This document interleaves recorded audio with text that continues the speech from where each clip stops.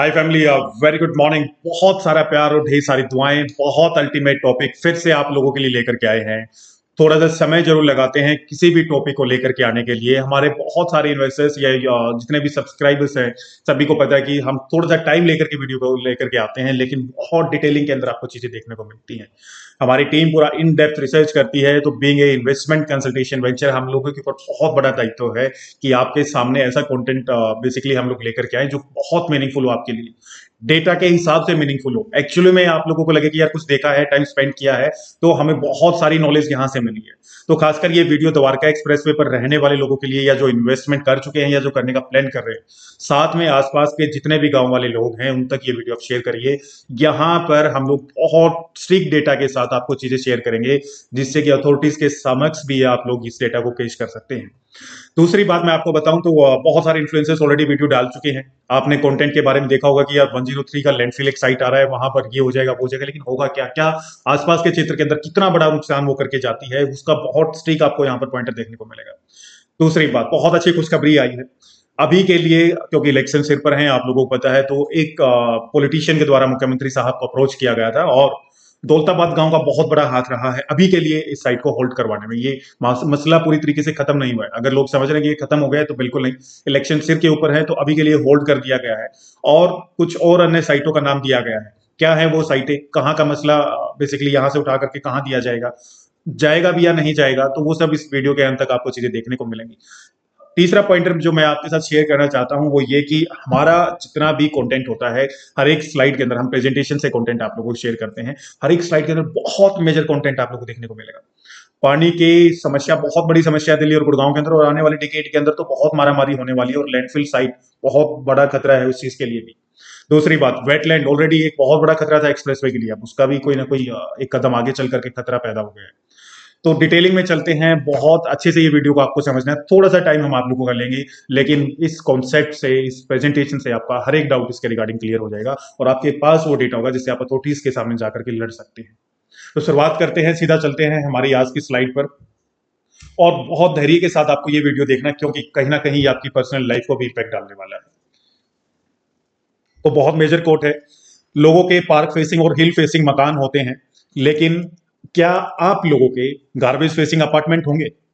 अभी के लिए सिर्फ हम क्या का क्वेश्चन लगा सकते हैं, लेकिन हो सकता है कि आने वाले टाइम के अंदर आप लोगों के गार्बेज फेसिंग अपार्टमेंट हो। गार्बेज फेसिंग नहीं तो एटलीस्ट बहुत गंदी बदबू से जो हवा से आती है, वो आपके अपार्टमेंट्स तक पहुंच सकती है। तो जितने भी आरडब्ल्यूए मेंबर्स हैं द्वारका एक्सप्रेसवे पर, उन्होंने प्रोटेस्ट किया है हरियाणा गवर्नमेंट के खिलाफ। फार्मर्स ने प्रोटेस्ट किया, रेजिडेंट्स ने प्रोटेस्ट किया, home buyers, investors, village panchayat, सभी ने इसके अंदर हिस्सा लिया है। और हमें लगता है कि कुछ देखने वाले लोग भी वहां पर गए होंगे। बहुत अच्छी भागीदारी आप लोगों को निभानी चाहिए ऐसी चीजों के समय।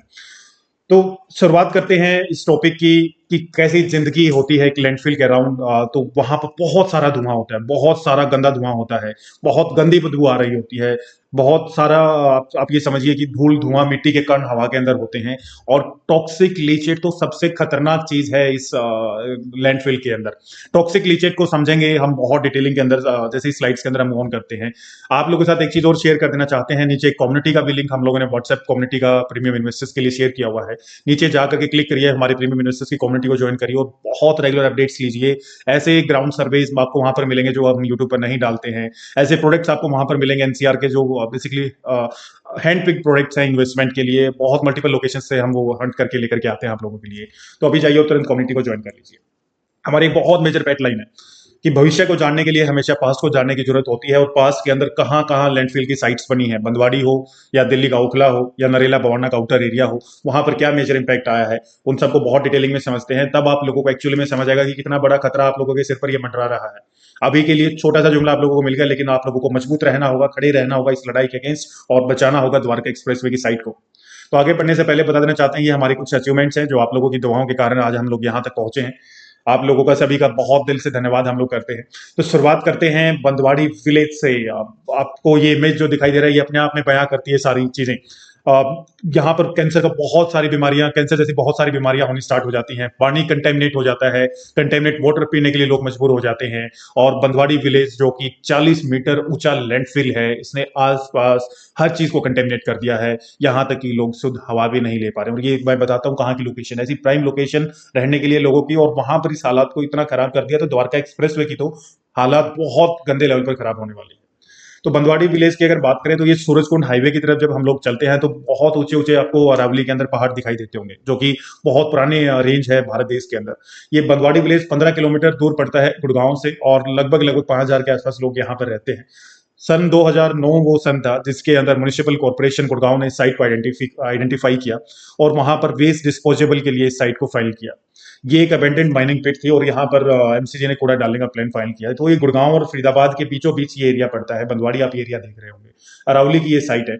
और ये राइट साइड में आप ये पोर्शन जो देख रहे हैं, ये पोर्शन आपका पूरा पूरा 40 मीटर ऊंचा कूड़े का ढेर लग चुका है। बंदवाड़ी जो कि आज 30 एकड़ के अंदर फैला हुआ है, ये कूड़े के ढेर की हम बात कर रहे हैं, और 40 मीटर इसकी ऊंचाई हो चुकी है। जो कि ऊंचा है 38 फुट ऊंचाई का एक स्टैच्यू है, क्रिस द रिडीमर, जो कि रियो डी जेनेरियो ब्राजील के अंदर है। इससे भी ऊंची ये मूर्ति आपने बहुत बार देखी होगी, और इससे भी ऊंचा ये कूड़े का पहाड़ एक भारत देश के मिलेनियम सिटी के साथ में लग चुका है। इस साइट में हर रोज 2,000 मीट्रिक टन का फ्रेश वेस्ट आता है गुड़गांव और फरीदाबाद से। बंदवाड़ी के रेजिडेंट्स कंटेमिनेटेड वाटर पीने को मजबूर हैं। बहुत सारी बीमारियां, अनगिनत बीमारियां वहां पर फैल चुकी हैं। और भैया एडमिनिस्ट्रेशन की तो आप लोगों को हालत पता ही होती है, वो कभी किसी के काम नहीं आते हैं। लोगों को खुद के लिए लड़ाई लड़नी पड़ती है। बंदवाड़ी विलेज की अगर और डिटेलिंग में बात करें तो यहाँ के एक रावत साहब हैं, उनका एक्सपीरियंस हम आपको सुनाते हैं। वो बताते हैं कि हम नेचर की गोद में रहते थे, और यहाँ पर बहुत अच्छी आवाजें आती थी पक्षियों की सुबह और शाम, जिसके अंदर मैना, हॉक, कुकू या मोर जिसे पिकॉक बोलते हैं, ऐसे पक्षियों की आवाजें सुनने को मिलती थी। लेकिन आज वो अरावली के बीच से गायब हो चुके हैं। एक ये खत्ता जो है, ये टॉक्सिक कर्स बन चुका है रावत साहब और उनकी फैमिली के लिए, क्योंकि बिल्कुल लैंडफिल के नेबरहुड में ये लोग इनको रहना पड़ता है। यहाँ पर गर्मी के दौरान और बारिश के दौरान घर के बाहर ये लोग नहीं बैठ सकते हैं। बहुत तेज हवाएं आती हैं डैम साइट की तरफ से, और सांस लेना बहुत दुर्भर हो जाता है। जब आप दिल्ली के पास से या इन साइट्स के पास से गुजरते हैं, तब आपने वो स्मेल फील किया होगा। तो वहां रहने वाले लोगों के ऊपर क्या बीतती होगी आप समझ सकते हैं।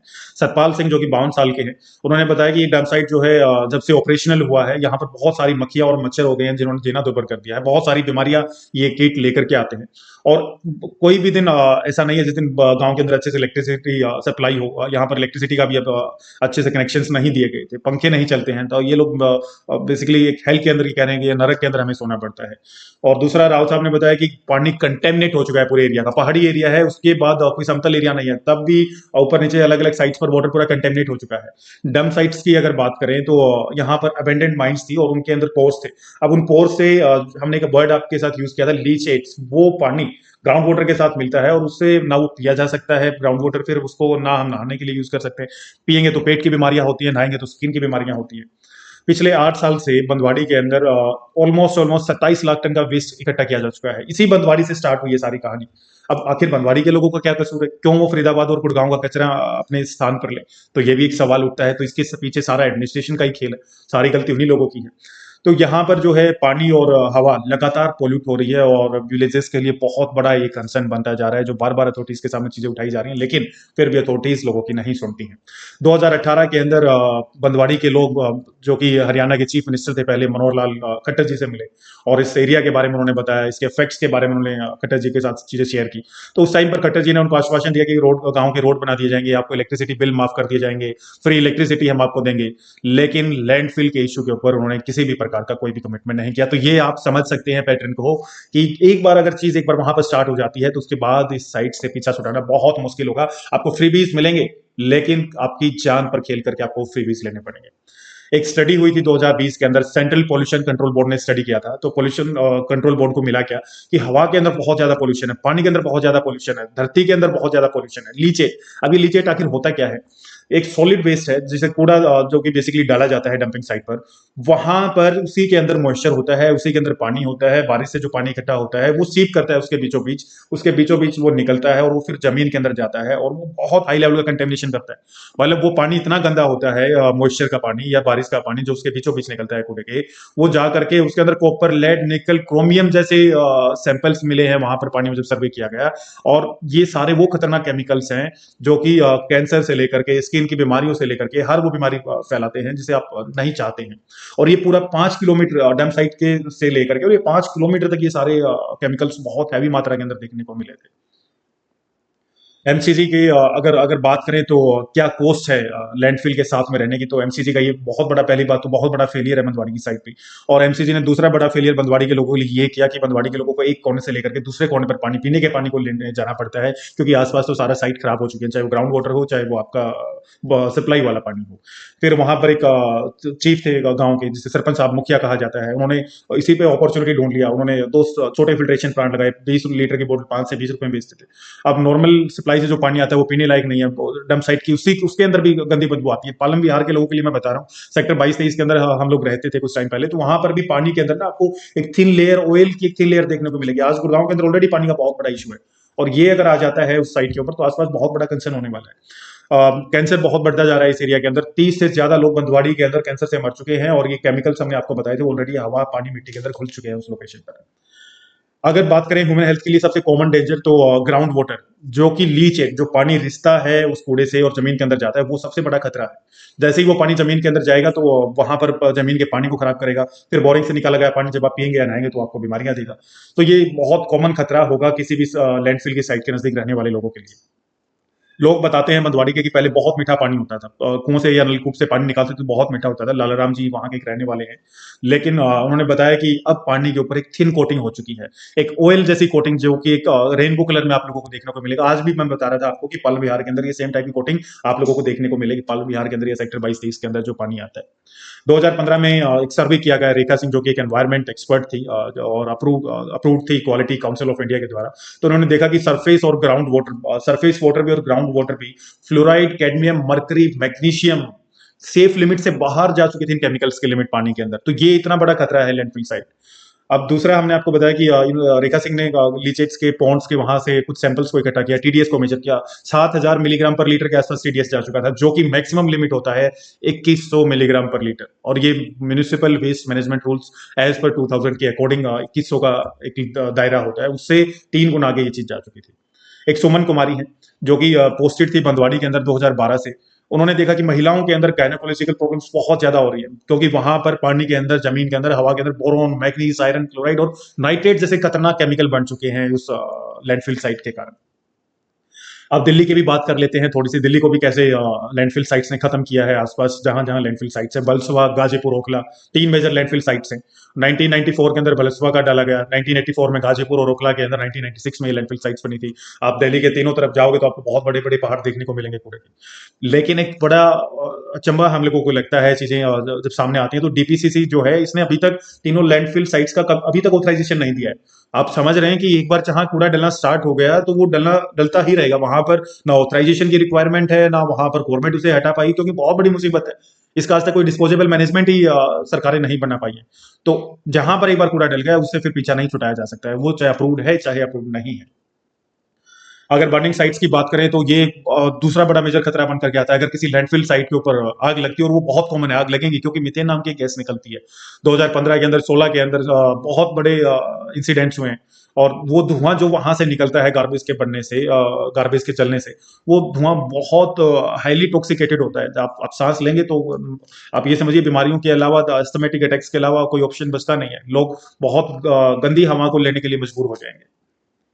2017 की बात करें तो नॉन स्टॉप रेन हो रही थी दिल्ली के अंदर, और इतनी बारिश के अंदर हुआ क्या कि वो गार्बेज के जो बड़े बड़े पहाड़ थे, वहां से 50 मीटर तक का एक गहरा कूड़ा बेसिकली उस बारिश के पानी के साथ बहकर आता है, नीचे कैनल्स के अंदर चलने लगता है, रोड्स के पैरेलल चलने लगता है।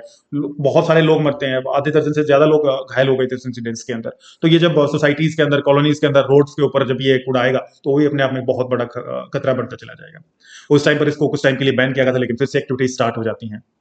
तो ये अगर बात करें तो 65 मीटर तक इसकी हाइट जा चुकी है। मतलब अपने आप में ही जो 40 मीटर का एक हाइट हमने बताया आपको, तो ऑलमोस्ट ऑलमोस्ट उससे भी 2 गुना ये हाइट जा चुकी है दिल्ली के अंदर। कुतुब मीनार जो कि इसे 8 मीटर छोटा पड़ता है। और एक एक मेजर जो कंसर्न है देखने को मिलता है कि रूल्स को फॉलो ही नहीं किया जाता। Maximum permissible height landfill site का 20 मीटर तक के लिए बताया गया है एज पर लोग, और लोग इसको 40 मीटर, 50 मीटर, 60 मीटर तक लेकर के जाते हैं।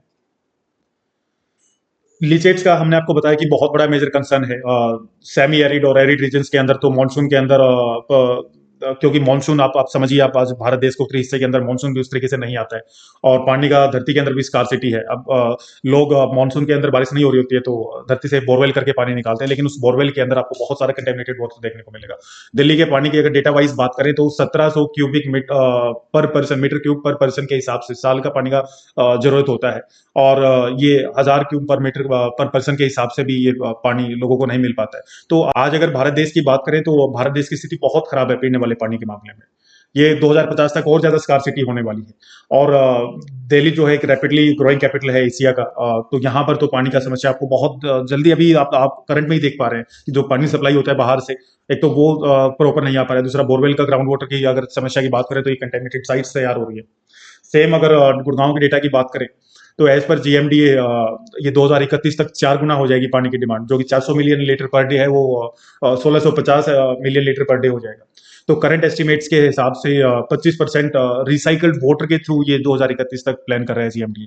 यानी फ्रेश वाटर तो आपको 75% ही मिल पाएगा, रिसाइकल वाटर होकर के आएगा, जो पहाड़ों से पानी आता है, नहरों से पानी आता है। उसके अलावा 25% पानी ऑलरेडी रिसाइकल होकर के जो वहां पर लोगों ने यूज किया तो ऑलरेडी कंटेमिनेट हो चुका होगा। कभी भी पानी को प्योरीफाई नहीं किया जा सकता है। केमिकल्स को एक लेवल पर निकाल सकते हैं, लेकिन पानी का डीएनए इतना मजबूत होता है कि एक बार जिस चीज के अंदर से वो निकल जाता है उसे अपने अंदर एब्जॉर्ब करके रखता है ऐसे मेमोरी। तो वो ऑलरेडी पानी की समस्या गुड़गांव के अंदर स्टार्ट हो चुकी है। एक बहुत डिटेल्ड वीडियो हम आप लोगों के लिए लेकर के आने वाले हैं बहुत जल्द, जिसके अंदर हम गुड़गांव की और दिल्ली की पानी की सप्लाई कहाँ से होती है, क्या स्कार्सिटी है, क्या इश्यू आने वाले हैं आने वाले टाइम में, कहाँ से। अभी आप ये देख रहे हैं साइड हथनीकुंड बैराज से पानी आता है, दिल्ली के अंदर पानी आता है, दिल्ली के साथ साथ ये नजफगढ़ कैनाल से यहाँ पर द्वारका एक्सप्रेस वे किस बिल्कुल साथों साथ ये नजफगढ़ कैनाल जाता है आपका। सोनीपत से पानी सप्लाई होता है, झज्जर की तरफ से नहर आती है, वहां से पानी सप्लाई होता है। बाकी पानी जो ग्राउंड वाटर है वो ऑलरेडी खराब हो चुका है, और डंपिंग साइट्स इस तरीके से आएंगे तो ऑलरेडी वो कंटेमिनेट करेंगे उस पानी को। और डिटेल में वीडियो आएगा, आप हमारे साथ बने रहिए इस गुड़गांव की सीरीज के अंदर। एक्चुअल में इंफ्रास्ट्रक्चर आप लोगों को देखने को मिलेगा यहाँ पर कि किस तरीके से खराब किया गया है सरकारों के द्वारा, और किस तरीके से हम लोग सरकार को काउंटर कर सकते हैं। तो वेस्ट मिसमैनेजमेंट की भी बात कर लेते हैं। लैंडफिल के अंदर होता क्या है कि उसे डंप किया जाता है कूड़े को, फिर प्रोसेस किया जाता है, फिर डिस्पोज ऑफ कर दिया जाता है। और भारत देश के अंदर बेसिकली होता क्या है कि डंप करते हैं और उसे डंप करके भूल जाते हैं। तो ये जगदीश मामा गेन है इनका, इन्होंने ये चेयरमैन रहे हैं म्यूनिसिपल कॉर्पोरेशन ऑफ दिल्ली की। इनका कमेंट है, दिल्ली हर रोज 12,000 टन बेसिकली जनरेट करता है, जो कि गाजीपुर की land site, Okhla, south Delhi, Bhalswa, near Narela, Bhawana की आउटर दिल्ली जो कि एरिया में पड़ता है, वहां पर इसको भेजा जाता है। अनुमिता रॉय चौधरी हैं, एग्जीक्यूटिव डायरेक्टर हैं centre for science and environment की। इन्होंने मॉनिटर किया स्टेशंस को लैंडफिल के नियर बाय, और वहां पर देखा कि बहुत खराब कंडीशन हो चुकी है हवा की, और नाइट्रोजन डाइऑक्साइड का स्तर लगातार बढ़ता जा रहा है। नाइट्रोजन डाइऑक्साइड एक बहुत खतरनाक गैस होती है सांस लेने के लिए, तो वो लैंडफिल साइट्स के आसपास बहुत बड़े स्तर पर उभर रही है। और अगर इसे बार बार वहां पर एमिशंस जो होते हैं, जो दूसरी टॉक्सिक गैसें हैं, जैसे कि छोटी छोटी आगे लगती रहती है मीथेन के कारण वहां पर, तो वहां पर लोकल कम्युनिटीज हैं वो complete toxic exposure, toxic air के एक्सपोजर में है। तो सेम द्वारका एक्सप्रेस वे वालों के लिए भी लैंडफिल कोई अलग नहीं होगा, वहां पर भी सेम ही कंडीशन होगा। 20 मीटर की हाइट का प्रावधान है, लेकिन वहां पर भी 50 से 8 मीटर तक की पहाड़ बना देंगे ये लोग। तो बहुत सारे लोकल जो है उनकी वाटरी आइज हैं, स्किन का इरिटेशन है, ब्रीथिंग का इशू है, ये आसपास रहने वाले लोगों की समस्या है। और द्वारका एक्सप्रेस से बहुत हैबिटेटेड एरिया है, सरकारों को भी ये समझना होगा कि किस एरिया पर वो क्या चीज करके दे रहे हैं। अब द्वारका एक्सप्रेसवे की अगर करंट स्टेटस की बात करें 103 के साइड का, तो वहां पर रहने वाले लोगों ने बहुत सारा प्रोटेस्ट किया है। काफी सारे गांव के लोग भी आए हैं प्रोटेस्ट के अंदर, और आरडब्ल्यूएस ने भी प्रोटेस्ट किया है। तो ये जो है एक बैनर के अंडर जो है इसका प्रोटेस्ट किया गया, Dwarka expressway Gurgaon development association DXP GDA के अंडर। और उसमें हजारों पार्टिसिपेंट्स आए, बहुत अच्छी बात है, आना भी चाहिए। बच्चे भी आए इसके अंदर, औरतें भी आई, सीनियर सिटीजन भी आए, वर्किंग प्रोफेशनल्स भी आए, क्योंकि भैया आप लोगों को ही कल को यहाँ पानी पीना है, सांस लेनी है, आप लोगों को ही वो जो बहुत बदबू सामने से आएगी उसको वो आपके नाकों से होते हुए आपके दिमाग के अंदर जाएगी, और फिर आप लोग ही इरिटेट होंगे। आपको ये डिसीजन अभी लेना है या फिर उसके बाद लेना है, वो आपके हाथ में है। ये साइट का इमेज है, और हमें लगता है कि अभी जो अच्छी खुशखबरी आई है उसके अंदर दौलताबाद बहुत बड़ा हीरो है, क्योंकि दौलताबाद का एक बहुत बड़ा मेजर रोल रहा है इस साइट को पीछे हटवाने में। ये फोटो देख रहे हैं, एसडीएम साहिबा को फोटो दिया गया, एक लेटर ऑफ इंटेंट दिया गया कि आप इस साइट को यहाँ से हटवाइए। इसके अंदर प्रदीप जांगू जी, जो कि सरपंच हैं दौलताबाद से, उन्होंने बहुत बड़ा इसके अंदर मेहनत किया है इस साइट को यहाँ से हटवाने के लिए। सनी दौलताबाद जी हैं, तो ये आसपास के गांव के ग्रामीण हैं, आरडब्ल्यू सोसाइटीज के मेंबर हैं। तो ये हमारे हीरोज हैं जिन्हें हमें याद रखना चाहिए कि यार ये लोग हमारे लिए लड़ाई लड़ते हैं, ये हमारे लिए मेहनत करते हैं। तो ऐसे लोगों का भी हमें सम्मान करना चाहिए, और जरूर इन लोगों की हमें मदद करनी चाहिए, अदरवाइज ये लैंडफिल साइट बहुत बड़ा खतरा होने वाली है। सुनील सरीन जी हैं, सेक्टर 102 के निवासी हैं। अब ये क्या कहते हैं कि जितनी भी गेटेड सोसाइटीज हैं, बहुत अच्छा इन्होंने लो शेयर किया कि जितनी भी गेटेड सोसाइटीज, रेजिडेंशियल सोसाइटीज हैं, सबके लिए मैंडेट है कि जीरो डिस्चार्ज फैसिलिटी को मेंटेन करें, यानी कि कूड़ा सोसाइटीज बाहर नहीं जाना चाहिए, वहीं पर उसका डंपिंग यार्ड हो, वहीं पर उसको मैनेज किया जाए, वहीं पर उसे खत्म कर दिया जाए और एक क्लीनर एनवायरमेंट रखा जाए। तो ये भी बहुत अच्छी बात है, ये लो आप लोगों को भी हम शेयर करना चाहते थे, इसलिए ये लाइन को हमने डाला है। तो कूड़ा का ऐसा कोई जरूरत ही नहीं है कि पूरा एक्सप्रेसवे का कूड़ा यहीं आकर के डलेगा, मैक्सिमम गेटेड टाउनशिप्स हैं तो सभी अपने कूड़े को मेंटेन कर सकती हैं। दूसरा इन्होंने बताया कि यहाँ पर पॉल्यूशन बहुत ज्यादा होगा, एनवायरमेंटल रिस्क होगा, बहुत गंदी बदबू यहाँ पर आएगी आने वाले टाइम के अंदर। और जो कि ग्राउंड वाटर है, जो कि 5 फीट, यानी कि वो पूरा का पूरा ये सबसे बड़ा खतरा है, ये सबसे खतरनाक कॉम्बिनेशन बन रहा है लैंडफिल साइट के साथ साथ वेटलैंड। वेटलैंड में 5 फीट तक पानी है, ऊपर जमीन के अगर देखेंगे तो 5 फीट पर पानी मिल जाता है। अब वो पानी के साथ जब वहां पर गीली जमीन पर कूड़ा डलेगा तो क्या कंडीशन होगी, आप लोग समझ सकते हैं। तो ये बहुत बड़ा मेजर कंसर्न है इस साइट के लिए। हमें पता नहीं गवर्नमेंट ने किस तरीके से या अथॉरिटीज ने किस तरीके से इस साइट को फाइनलाइज किया है, इतना हजारों करोड़ रुपए लगाने के बाद भी, और इस तरीके से किसी साइट को खराब करना, हमें नहीं लगता कि कोई बहुत अच्छे से रिसर्च करके इस काम को फाइनलाइज किया गया। एमसीजी जॉइंट कमिश्नर का एक कमेंट आया है नरेश कुमार जी का, तो इन्होंने कहा है कि ये डिसीजन सिर्फ हायर अथॉरिटीज के द्वारा ही रिवर्स हो सकता है, अदरवाइज हम इसी स्थान पर कूड़ा डालेंगे। और अभी तक प्रोटेस्ट के कारण हम नया प्रोजेक्ट स्टार्ट नहीं कर पाए हैं। हम बाकी डिस्ट्रिक्ट्स को, ये बहुत मेजर पॉइंट है, बाकी डिस्ट्रिक्ट्स को हम लोग नहीं बोल सकते कि गुड़गांव के कूड़े को वो एक लैंडफिल साइट के रूप में बर्दाश्त करें। गुड़गांव के कूड़े को तो गुड़गांव के लोगों को ही निवारण करना होगा। उसका मानेसर, फारूक नगर, झज्जर या कोई बंदवाड़ी जैसी साइट्स उसको नहीं झेल सकती हैं। तो उसके लिए क्या रूल आएगा, उसके लिए क्या प्रोसेस हो सकता है, उसके ऊपर वर्क करने की बजाय फिर से कहीं पर लैंडफिल साइट बना देना इसका हल नहीं है। तो ये जॉइंट कमिश्नर साहब का एक कमेंट हमने आपको बताया। अभी रूल क्या कमिट करता है, रूल कहता है कि as per solid waste management rule of 2016, हर एक साइट का वेट वेस्ट और dry waste should be recycle किया जाना चाहिए कंपोजिटिंग प्लांट के अंदर।